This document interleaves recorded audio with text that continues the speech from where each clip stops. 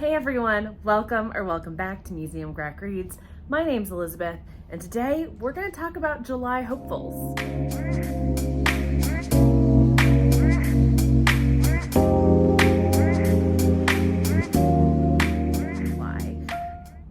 Some of you may know that I don't necessarily set a TBR. I'm a bit of a mood reader, but I do like a theme. So the theme for July, I think, is going to be continuing or finishing series that I've already started because I desperately need to get some traction in that category.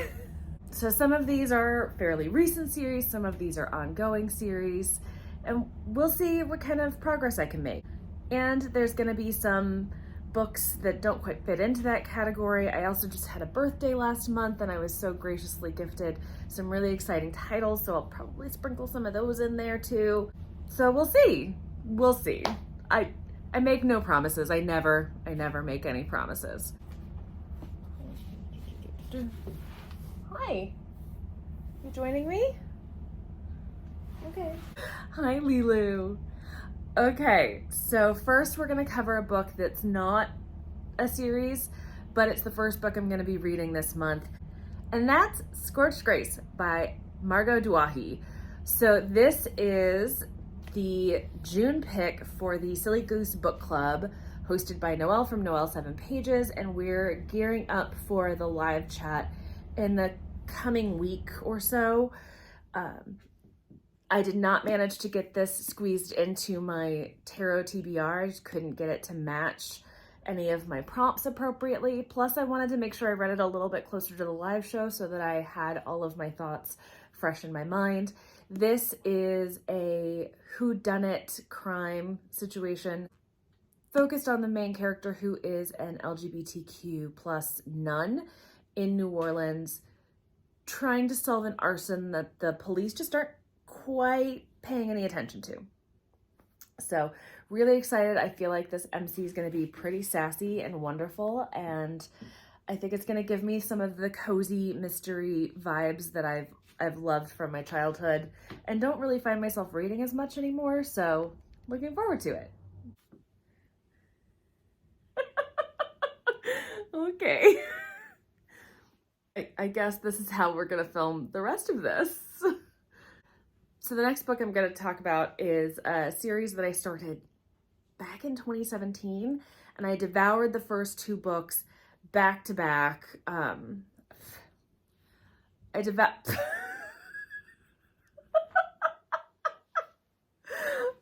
devoured the first two books in the series back to back. I picked it up by chance at an airport bookstore while traveling for work and quickly plowed through the second book. I was a little bit overwhelmed by the story. I needed a little break from it. So before I finished book 3, I kind of walked away. And I walked away for so long. I walked away for 6 years. So it's time. And that's the Silo series by Hugh Howey, and book 3 in that series, which is Dust. And the reason that this came back up for me is they finally released the miniseries for this. This was optioned way back in 2016. There was talk about it being turned into a movie, and then eventually Apple took it over to make it into a miniseries, and it's finally, the first season's out. And I started watching it and realized, oh, I don't know how this story ends, actually. Oops. So I really need to get back into this and finish it so that I know how the story's gonna end before the TV show gets there. So if you've never heard of the Silo series, this was actually indie published initially. The first book in the series is called Wool, and it is under a premise that it is a dystopian future. The air is toxic. Humanity is now condensed into an underground silo that's 120 or so levels deep. We are self-contained, and the harshest punishment that you can have is to go out and clean the equipment so that A, we know what the situation is outside, and B, so that we can view the world outside. And we start the series with somebody who commits the ultimate crime of saying, I want to go out. Really excited to see how it all falls in the end. She's left us now, so I can use both hands again. Next up, I need to finish Dark Forest. This is going to be a big priority for me. I'm loving this series. Please do not take me not finishing this book quickly to mean I'm not loving it. It is just really dense. It's sci-fi that has footnotes, and this one ended up being really emotionally charged in ways that I wasn't expecting. So I just needed a little bit of a break while I was going through all the job transition and all of that. So I think July is going to be a really great time to pick this up and finish it and hopefully move on to book 3 in the series. So we just got the trailer for the Netflix miniseries for this. So if you've ever thought about picking up Three Body Problem and you haven't yet, now might be a good time before 2024 when the miniseries drops. Next, we have Robogenesis by Daniel Wilson. This is the sequel in the duology that started with Robopocalypse. Really enjoyed the take on the end of the world AI takeover, which really focused on multiple people across the globe. Gave me a bit of a World War Z kind of vibe in that it wasn't looking at the gore and the fight, but really the bigger picture and the global ramifications of such a disaster. So interesting to see where this goes from here. Mostly just interested in seeing if my favorite character survives to this point, because I love him and he needs to survive at all costs. Next, we've got The World We Make by N.K. Jemisin. This is a magical realism, urban fantasy about cities gaining sentience. In The City We Make, which is the first book in this duology, we see New York at its first breath of sentience.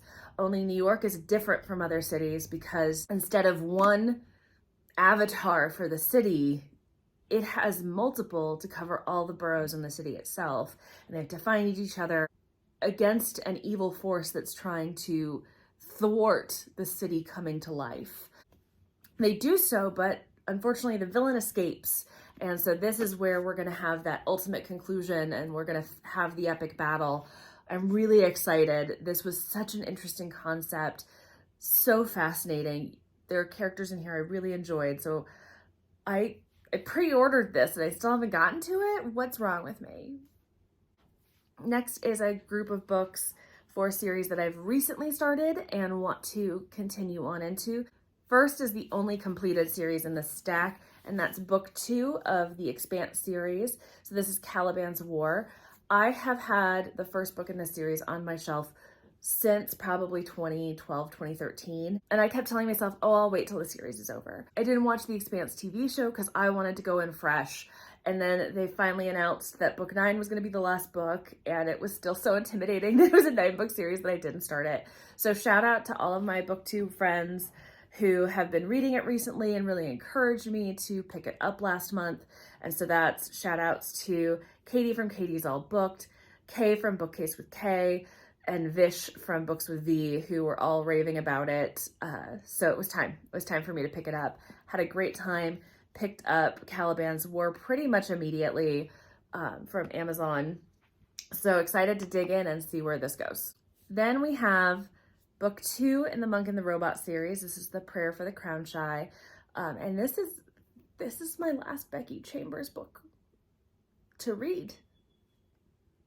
After this, I've read everything Becky has published, and I'm really sad about it. But this is a really sweet story and the epitome of cozy sci-fi. They're tiny little novellas. The first one made me cry.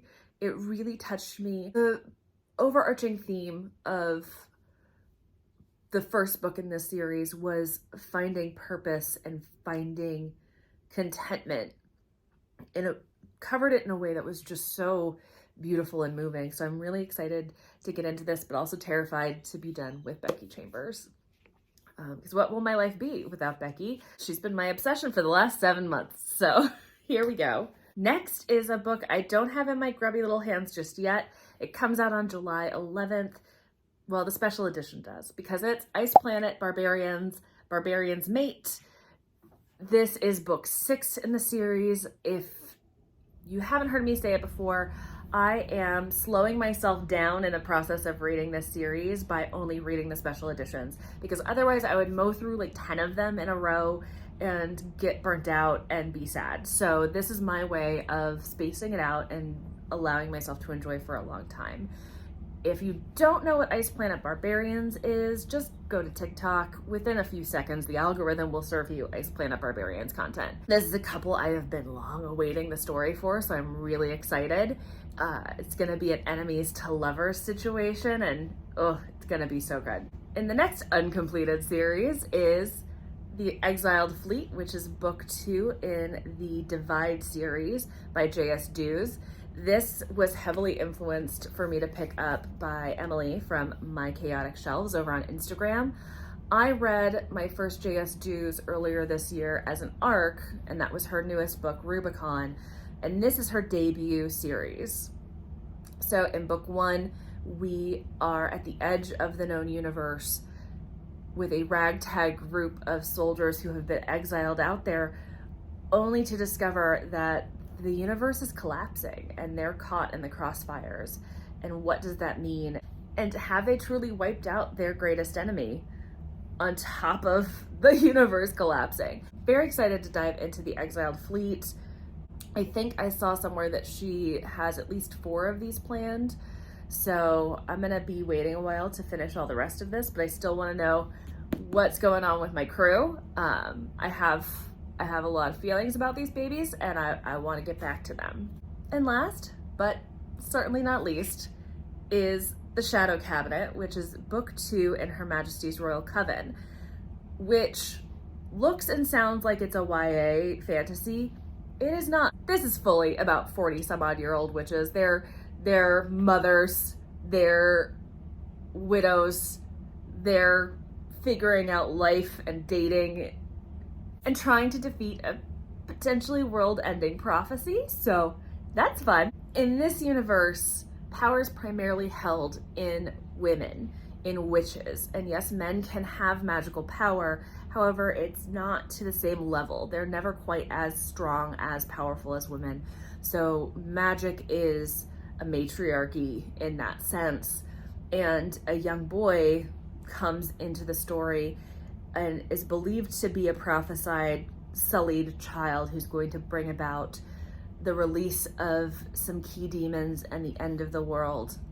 And as one of our many POVs is caring for this boy and trying to come to understand why this boy is so incredibly powerful, we discover that she is actually trans, which leads to some really interesting conversations around identity.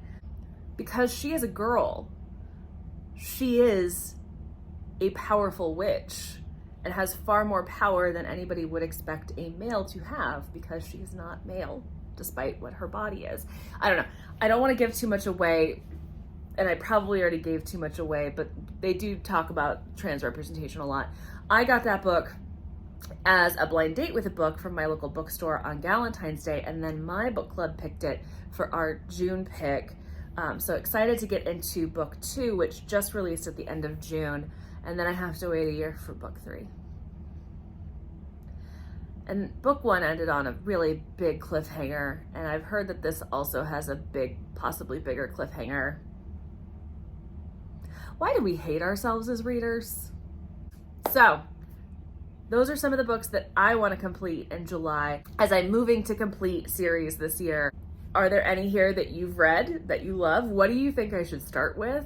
Or what series are you hoping to complete this year that you've maybe been putting off? Love to hear from you down in the comments. If you enjoyed this, please hit that like button. It really helps my channel grow. If you haven't yet, consider subscribing. And until next time, bye guys.